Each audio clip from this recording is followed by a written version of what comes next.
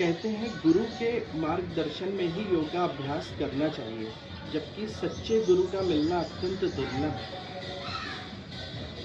योग का अभ्यास गुरु के देखरेख में ही करना चाहिए यथार्थ सत्य, क्योंकि इसका हमने अनुभव किया है। हम लोग जब बाबा के श्री चरणों में रह के अभ्यास किए तो बहुत आनंद को प्राप्त, सब चीज़ें सहज में सिद्ध होती हैं। जो हम तो गए नहीं, लेकिन जो हमारे गुरु भाई थे गए तो उन्होंने या तो छोड़ दिया, छूट गई उनसे, या फिर वो विचलित हो गए उस महाराज से। तो गुरु महाराज जी के शरण में रह करके ही योग जप तप मंत्र प्रभाव गुरु सेइये तब होई जनाओ। मतलब जब गुरु का सेइये मतलब सेवा में रह के करते हैं, तो ये जनाओ मतलब जानने में आ जाए। ये सब चीज़ें गुरु की सेवा में बहुत सिद्धि देना। बाबा, सच्चा शिष्य कौन है? सच्चा शिष्यत्व कब घटित होता है भीतर? सच्चा शिष्य वही है जो गुरु मार्गी है, अर्थात जो गुरु महाराज जी ने आदेश दिए हैं उसको पालन करते हुए साधना मार्ग को हमेशा प्रशस्त रखें। गुरु महाराज जी ने जो साधन बताए हैं उसको सदैव मुख्य जिम्मेवारी समझ करके निभाएं, वही सच्चा शिष्य। बाबा, ये अंदर से सच्चा शिष्यत्व कब घटित होता है? ये घटित जब गुरु महाराज जी के चरणों में रह करके साधन करता है साधक, और उसे साधना में जब उन्नति मिलती है तो समर्पण हो जाता है, वहीं घटित होता है। बाबा, योगी किसे कहते हैं? क्या योगाभ्यास करने वाला हर व्यक्ति योगी है? योगी जो बताया आपको पहले कि जो आत्म तत्व को उपलब्ध हो जाए योग के माध्यम से, वही योगी है। भक्ति योग के माध्यम से ईश्वर को प्राप्त कर ले, वही योगी है। वैराग्य योग के माध्यम से संसार से विमुख होकर के आत्मा में लीन हो, वही योगी है। योगी उसको कहते हैं जो योग की पराकाष्ठा है। बाबा, क्या मंत्र साधना, नाम जप, उपवास इत्यादि भी योग है? सब योग के हैं हमारे योग में, अष्टांग योग में सब आता है। बाबा, योग द्वारा दैविक भौतिक सुखों की प्राप्ति किस प्रकार हो सकती है? जब हमारा शरीर और आत्मा सभी सुख को प्राप्त करने लगेगा ना, तो सब सुख अपने आप आएगा। शास्त्र का वचन है, शरीरम च नव छिद्रम व्याधिग्रस्त कलेवरम औषधिम जाहन्नी तोयम वैद्यो नारायण। ये 9 छिद्रों वाला शरीर व्याधियों का घर है, और इसमें जब सुख की अनुभूति हो तो सब कुछ प्राप्त होता है। और व्याधि के घर में सिर्फ नारायण श्री हरि ही सुख देने वाले हैं, अन्यथा कोई सुख नहीं देता। जब उनकी स्थिति यहाँ बन जाएगी, जब वो हृदय में प्रकट हो जाएंगे, सारा अपने आप सिद्धि सुख संपदा सब दैहिक दैविक भौतिक सभी प्रकार की उन्नति होगी। बाबा, योग विज्ञान है या विज्ञान से आगे की बात है? योग शुरुआत में विज्ञान है और अंत में इसका विज्ञान से परे है। फिर विज्ञान इसको समझ नहीं सकता, क्योंकि विज्ञान में यह है ही नहीं कि हवा में उड़ सकता है आदमी, अदृश्य हो सकता है आदमी।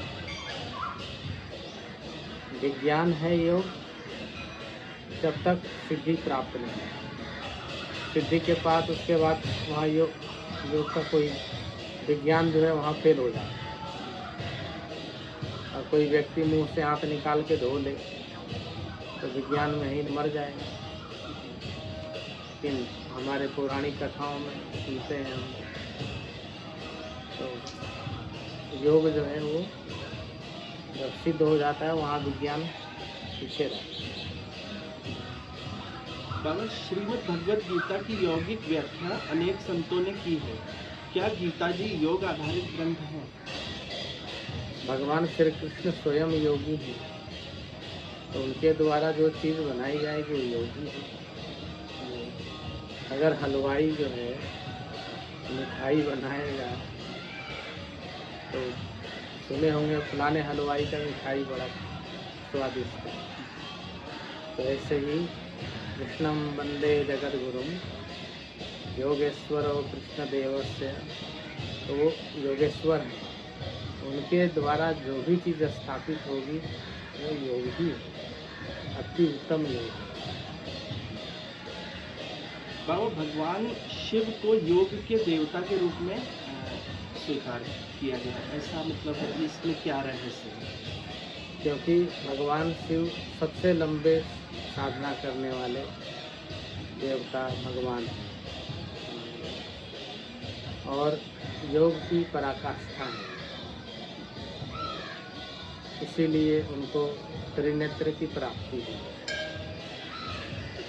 आप देखिए भगवान विष्णु योग के जननी है, लेकिन उन्होंने 3 नेत्र धारण नहीं किए, ब्रह्मा जी ने भी धारण नहीं किए, समझ गए ना?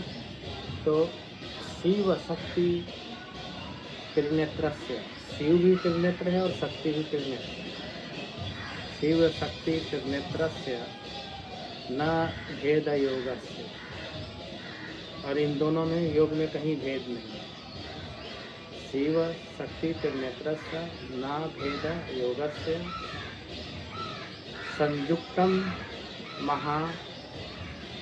संयुक्तम सिद्ध योगस्य अर्ध नारीश्वर। तो इतना उनका महान योग है कि अपने शरीर में ही अर्ध नारी है, पुरुष और स्त्री का जो है ना, वो प्रकृति को दिखाते हैं कि मैं ही पुरुष हूँ और मैं ही प्रकृति हूँ। तो यही योग की पराकाष्ठा है, स्वयं से सब कुछ उत्पन्न कर लेना, ये योग का सिद्धांत है। इसीलिए उनको श्रेष्ठ योग के गुरु कहा। बाबा, अंत में भक्तों के लिए आपका क्या संदेश के रूप में आशीर्वाद है?